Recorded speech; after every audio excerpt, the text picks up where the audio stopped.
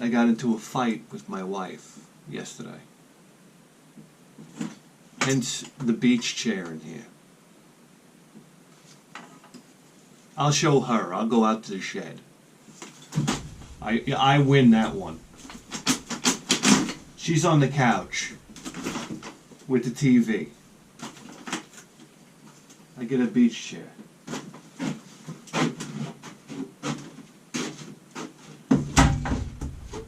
Christ.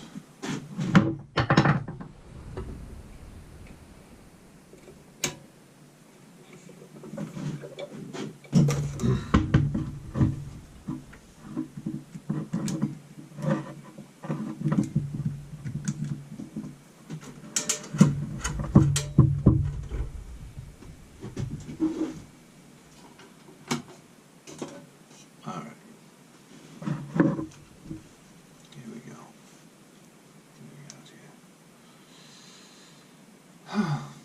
4:36. I hit the snooze button.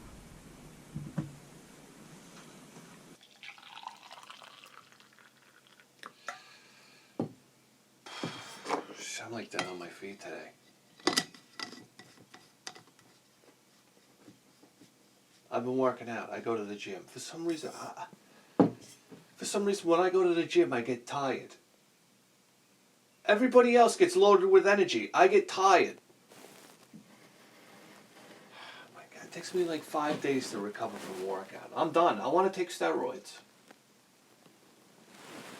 Where can I get my hands on some steroids?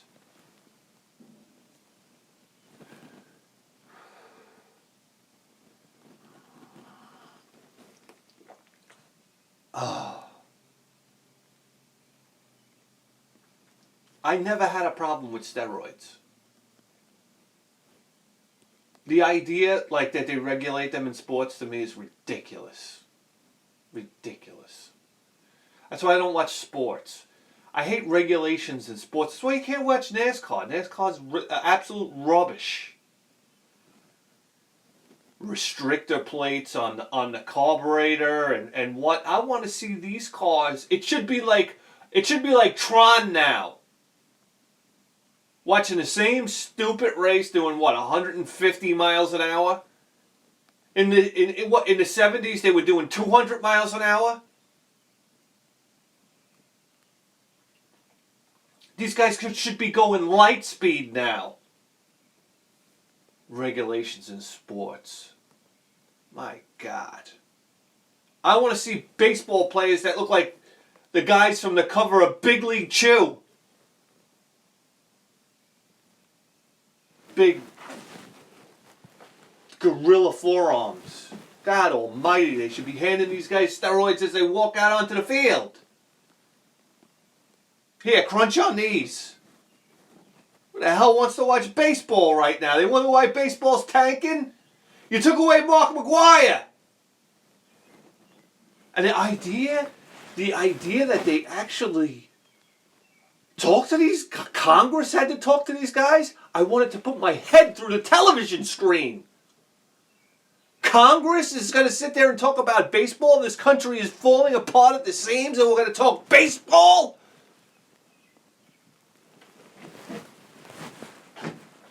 How is that even legal?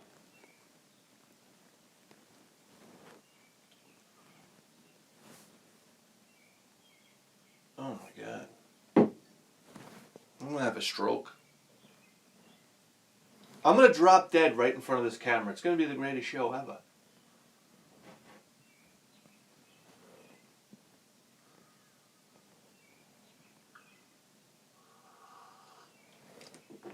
It's going to be the greatest show ever that nobody watches. All right.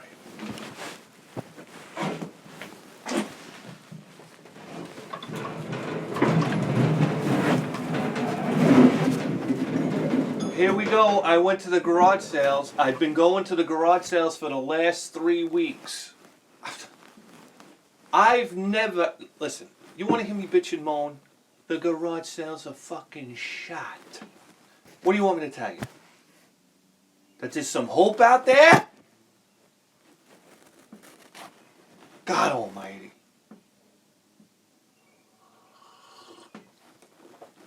I don't know. This first guy. Which one is it? Okay, yeah. This first guy, a young kid and his sister, teenagers. I don't know. They had a bin, 50 cents. Everything in the bin, 50 cents. How much? Everything in the bin, 50 cents. So, a Game Boy Advanced.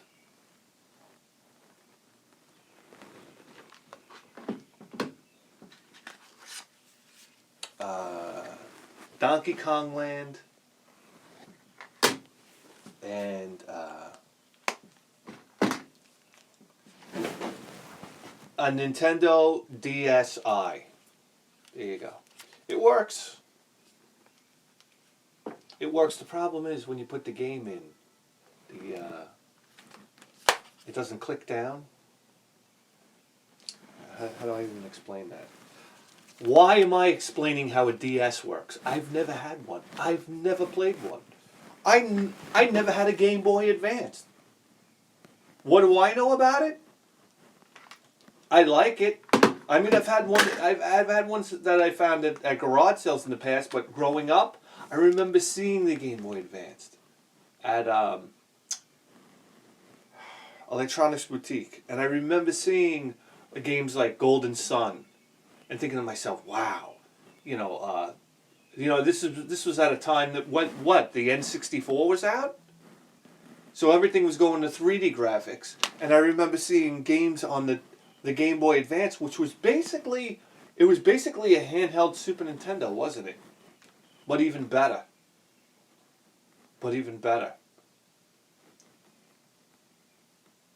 And at that time, it was right at the Nintendo 64 that I took a real hiatus. Well, I've been on it until now.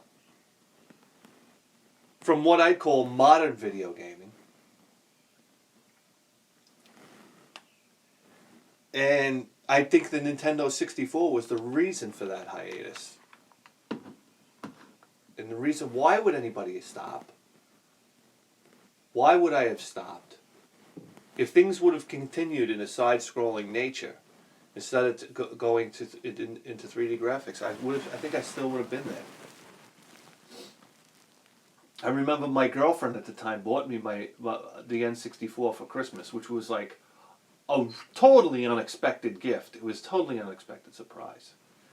And I did play Mario World, but I had absolutely no interest in getting any other game for that system. And I didn't.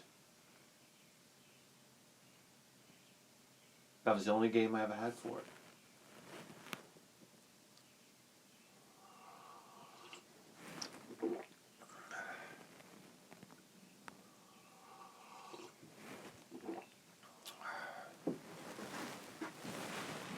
So here we go. I think the natural thing for me to have done would be to go in the handheld direction, but I never pulled the trigger on a Game Boy Advance. So it never happened. Yeah, so there you go.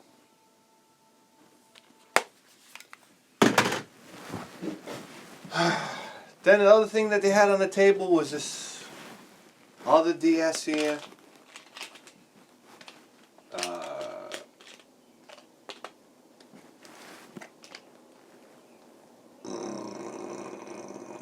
With this horrendous carrying case. This is like a girl's DS here, and this was her DS. The DS is in good condition. And again, it works. This is a DS Lite. It has a whole bunch of girlies games. These games are horrendous. I pity the guy that's going for a complete DS collection. Listen to some of these games. Strawberry Shortcake and Strawberry Land. Imagine Family Doctor. Dynadash. What do we got here? Barbie Groom Glam Pups. Photo fan. I'm throwing up in my pants here.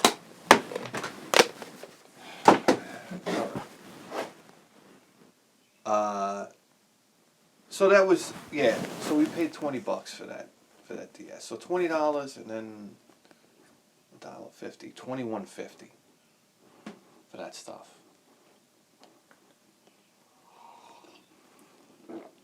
And then at the next garage sale, this is what I would call, this was a deal that I was kind of excited about.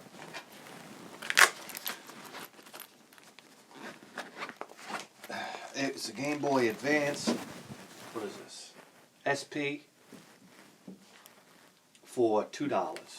She had it labeled on the table for $2 with no cord. It's in very nice condition. It's got a copy of SpongeBob SquarePants. It came with this case too, and when I opened up the case, I saw this little pouch in the front, and it has. Oh, this is nice. Namco Museum. And a little note here. Passwords. And then when I got it home, when I was in the car, I'm looking at the case and I noticed there's a zipper on the back too. Whoa! And there's some games back here too. So that was a surprise. The Simpsons Road Rage. Spyro Attack of the Rhinos.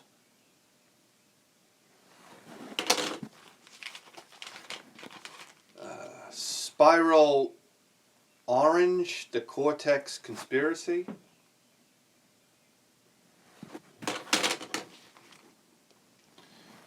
Sean Palmer's Pro Snowboarder.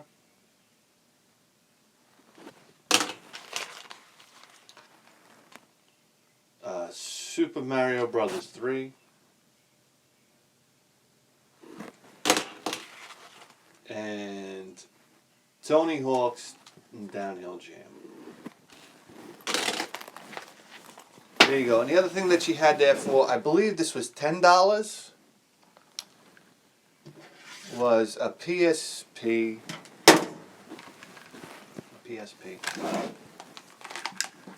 In this, I don't know what kind of horrendous case that is. I thought, at first I thought, what do I want to play my PSP underwater?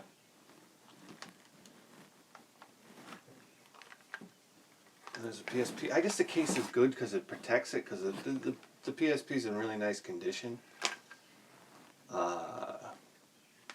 It works, I think.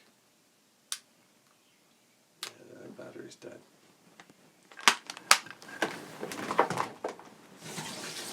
And that came with what looks like, I guess this is a movie. Looks like the most horrendous movie of all time. Bench warmers. Hot Brain.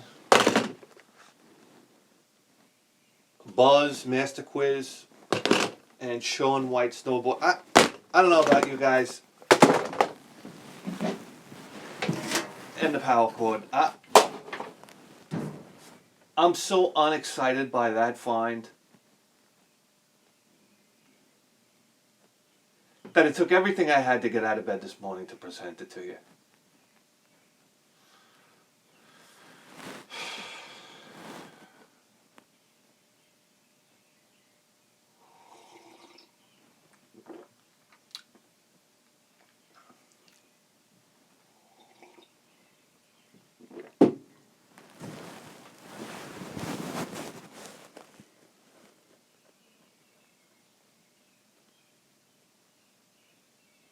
And that's how we end the show.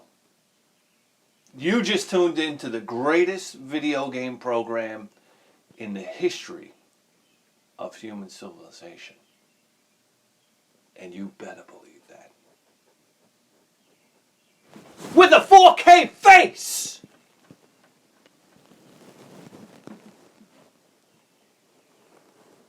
See you next week.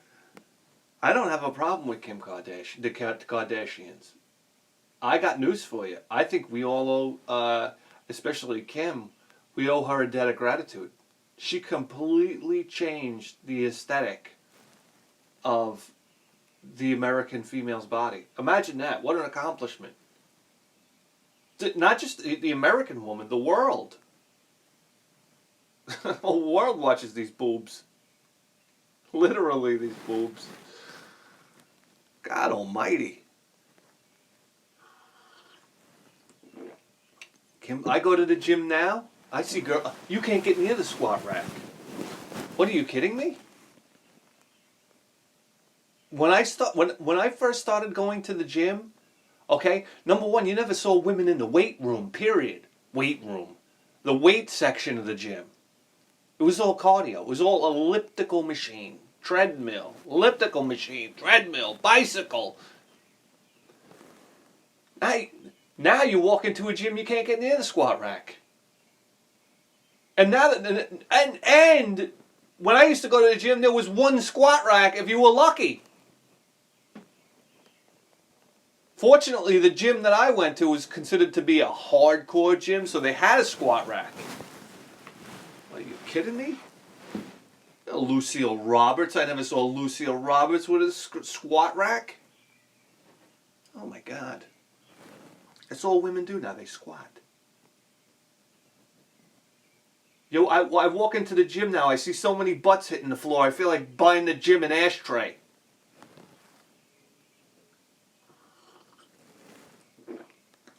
I was going to the gym the other day. I see this girl come out with this butt, like a skinny girl with a butt flying off the back of her. I couldn't believe what I was seeing. I was like, this girl could probably jump over a Honda Accord in one leap.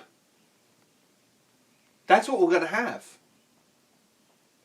You're gonna have girls that are gonna be able to like jump over buildings in a single bound.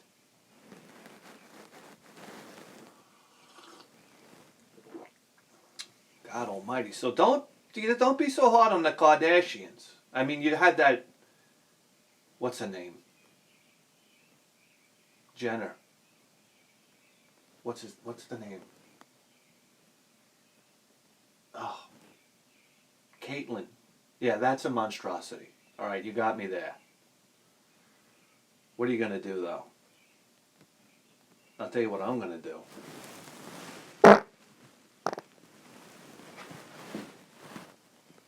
All right. I got news for you. Back in the 80s, what'd you have? The Go-Go's? Joan Jett, you ever see their asses?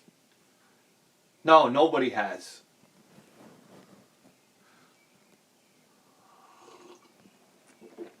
You had a bunch of women running around with pan asses in the 80s. Please, I had this argument with a guy at work. He comes into work. He tells me, "Oh, that girl has an 80s ass," and I'm like, "How? What? All right, what are we talking about here?" Oh, Christ.